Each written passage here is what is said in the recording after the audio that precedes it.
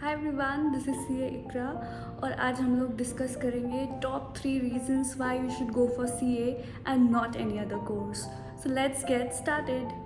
Number 1 reason being the return on investment is very high. Level 1 की fees होती है 9,000, level 2 की fees होती है 15,000, लेवल 3 की फ़ीस होती है 22,000. एग्ज़ाम फ़ीस होती है, आर्टिकलशिप फ़ीस होती है, आईटी ट्रेनिंग की फ़ीस होती है, जन ओरिएंटेशन प्रोग्राम की फ़ीस होती है. पर ये सब कुछ मिला के over the period of 1 to 5 year में सिर्फ और सिर्फ 80,000 रुपीज़ आप इन्वेस्ट करते हो इस कोर्स में, और जो आपको रिटर्न मिलता है इट्स वेरी हाई. ये तो फीस की बात हो गई. अब मैं बताना चाहूँगी कि जब आर्टिकलशिप आप करते रहते हो तो आपको स्टाइपेंड मिलती है. स्टाइपेंड में आपका 2,000 से 10,000, 15,000 डिपेंड्स कि आप किस टाइप की फर्म में आर्टिकलशिप कर रहे हो. आपको स्टाइपेंड मिलती है, आप उससे अपने डेली के एक्सपेंसेस भी बेयर कर सकते हो. स्टाइपेंड के अलावा स्कॉलरशिप भी मिलती है, तो अगर आप एलिजिबल होगे तो आईसीएआई आपको स्कॉलरशिप भी देगा. इसके अलावा आपको जो प्रैक्टिकल एक्सपोजर मिलता है अपनी आर्टिकलशिप के दौरान, आप उसको यूज़ करके मनी अर्न कर सकते हो. So what I use to do was कि मैं अपनी पूरी फैमिली का रिटर्न फाइल करती थी और 15 से 20,000 रुपये अपने आप एक मंथ में बन जाते थे. तो you need to focus on your knowledge that you are gaining through this course. तो उससे पैसे कमाना बहुत ही आसान हो जाएगा. Like I said, return on investment is very high. आप जो टाइम स्पेंड करोगे, मनी स्पेंड करोगे, वो फ्यूचर में हमेशा आपको यूज़फुल रहेगा. क्यों?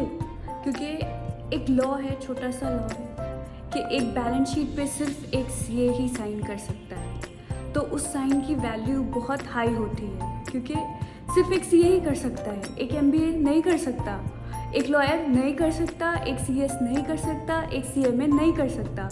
Only a qualified chartered accountant can sign on a balance sheet. तो जब आप इतने यूनिक हो तो आपकी डिमांड हमेशा हाई रहेगी. तो दूसरा रीज़न जो मैं देना चाहूँगी उसमें मैं सीए को बाकी कुछ कोर्सेज से कंपेयर करूँगी. आई नो ये तीनों कोर्सेज अपने आप में बेस्ट हैं और ये तीनों का स्पेशलाइजेशन लेवल बहुत डिफरेंट है, और मैं एक तरह से कंपेयर नहीं कर सकती, पर मैं इनको कंपेयर करूँगी on the basis of time spend and the return they give you.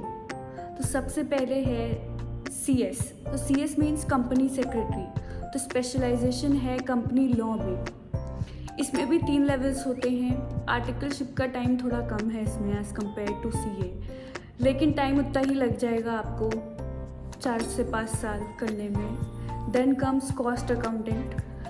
इसमें कॉस्टिंग सिखाते हैं. जिनको नहीं पता उनके लिए मैं थोड़ा एग्जांपल दूंगी. जैसे कोई प्रोडक्ट है तो उसको क्या प्राइस पे लॉन्च करना चाहिए, क्या करके इसका वैल्यू कम करना चाहिए, तो वो कॉस्ट अकाउंटेंट का काम होता है. तो उसमें भी 3 लेवल्स होते हैं, टाइम उतना ही लग जाता है. देन हमारा सीए तो है ही, इसमें भी 3 लेवल्स हैं, टाइम उतना ही लग जाता है.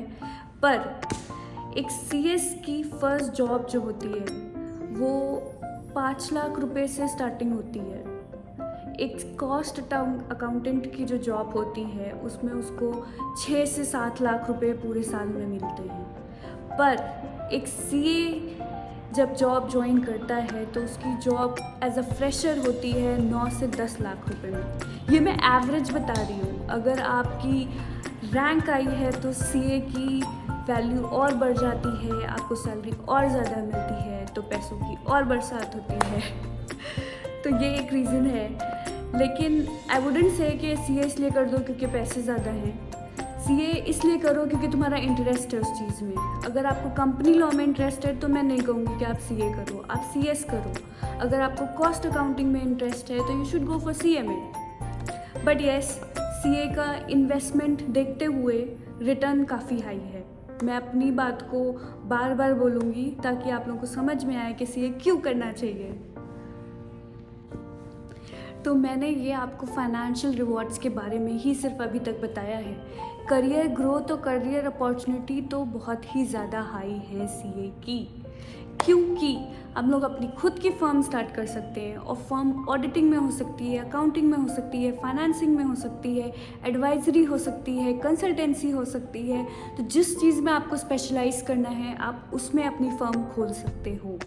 Then we have this global opportunities all over the world, जिसमें CA I know chartered accountants of India बोलते हैं, पर ऑल ओवर द वर्ल्ड भी हमारे पास जॉब अपॉर्चुनिटीज़ हैं, स्पेशली इन दुबई, ओमान, कतार।